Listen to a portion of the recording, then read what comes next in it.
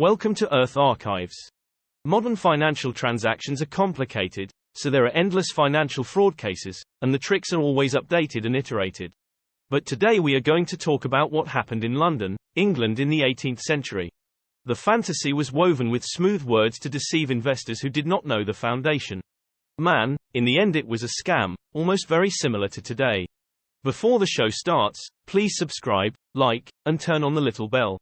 If possible, leave your thoughts. This will help the growth of the show. Without further ado, let's officially start. In the early 18th century, France owned more land in North America than England. At that time, a Scottish financier named John Law founded a company called the Compagnie d'Occident, and used royal monopoly to develop the vast Mississippi territory. Law packaged this unknown territory as a land of unlimited hope rich in minerals, inflating his and other companies' stock prices on the French stock exchange, ultimately leading to the Mississippi Bubble event. French citizens were encouraged to immigrate to the area. Even prisoners in Paris could earn their release by marrying prostitutes and sailing to Louisiana, with shackles attached. These unfortunate migrants arrived in a mosquito-infested swampy land, encountering unfriendly local residents, and many perished. However, Law gained control of the French currency and ultimately controlled all of France's foreign trade. In 1720, the bubble burst, causing the already fragile French economy to collapse, indirectly leading to the French Revolution more than 60 years later. Law fled France and spent the rest of his life as a professional gambler. A century later, Scotland saw the emergence of a man named Gregor McGregor, who had engaged in military actions in South America and became famous for assisting locals in overthrowing Spanish rule. Gregor McGregor, of pure Scottish lineage and illustrious military experience, claimed to be the chief of Poyais.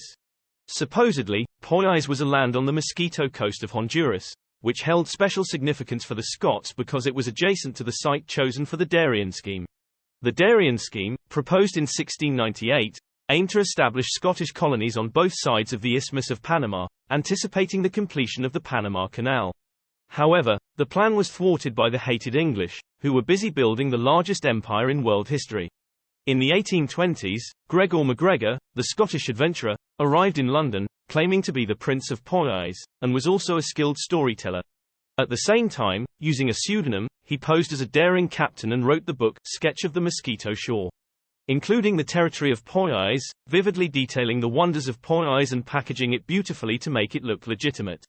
The book depicted Poyais as exceptionally beautiful, with stunning scenery, fertile soil, friendly people, and even delved into the country's political system. In short, the detailed narrative about Poyais in this book was convincing enough to make people believe it was real. Marketing genius McGregor rented an office in London, raised the flag of Poyais, printed numerous propaganda materials about Poyais, including heavily promoting the book written under a pseudonym, and even commissioned a song to encourage migration to Poyais, which was sung in the streets and alleys, making Poyais almost a household name in London. He informed the British about this great opportunity. They could purchase land, currency, and Poyais government bonds with interest rates above 6% at the Poyais office in London for very cheap prices. For the British, the investment proposal of Poyais seemed appealing because the best-selling book, Sketch of the Mosquito Shore, including the territory of Poyais, written by the captain, the tangible, Poyais, office, the song praising Poyais. The prince appeared to have connections with many celebrities.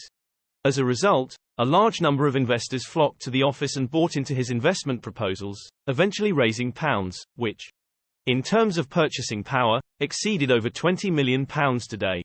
What was this foreign prince up to? According to him, Poyais had everything except investors. Poyais had the potential for economic development, fertile land with rivers flowing with pure gold nuggets, and the people worshipped and admired the British Empire, but lacked enough investors to develop this country with huge economic potential. At this time, savings interest rates were low, and moral hazards were rampant, so many people were willing to take any means necessary to take greater risks to earn higher profits. Therefore, his rhetoric was very attractive to the Scots. He said that the land was fertile, with 3 harvests of corn a year, abundant fruits and wild animals, and even the gold found in the riverbeds was not sand but nuggets. The only thing missing in this paradise was development funds and settlers. Although there were sporadic indigenous people there, he assured that they were very friendly. He was relentless in his efforts. The Scottish financial market was relatively mature at the time, coupled with economic expansion. So it was not surprising that he ultimately raised £200,000 in bonds, equivalent to $400 million today, as the development fund for Poyais, and recruited 7 ships full of Scots to embark on land development in a place that was neither officially recognized nor later found to exist. This is truly puzzling. In September 1822, the first 2 ships, carrying 250 passengers in total, set sail from London to Honduras. 2 months later, the ships arrived at their destination, only to find desolation. The following October, The Guardian reported, immigrants were expecting to arrive at a bustling town with nearly 2,000 residents, but upon arrival in St. Joseph, they found only a few huts, which was heartbreaking. Most settlers believed they had gone to the wrong place, but they still persevered and built houses and planted crops on the barren sandy soil. As can be imagined, the settlers soon paid the price, suffering from rampant diseases, facing poverty due to a lack of resources, and their hopes quickly faded. A local chief came to revoke land contracts and reclaim a small plot of land gifted to McGregor 3 years earlier. The settlers fell into deep despair. The Guardian reported, a shoemaker named Haley, who thought he was appointed the shoemaker of Princess Poyais, fell ill and died in his hammock, eventually shooting himself. Their situation was tragic, even imagining it was heart-wrenching. But even more tragic was that within a year, most settlers followed in Haley's footsteps, leaving this world. Later, a passing lumber ship carried the survivors to what is now Belize. When news of this tragedy reached Scotland, the British Navy dispatched ships to intercept the remaining 5 ships. McGregor's scheme was recognized as the most ambitious and successful scam in history, and McGregor himself was the mastermind behind it. He exploited the mutual trust among the SC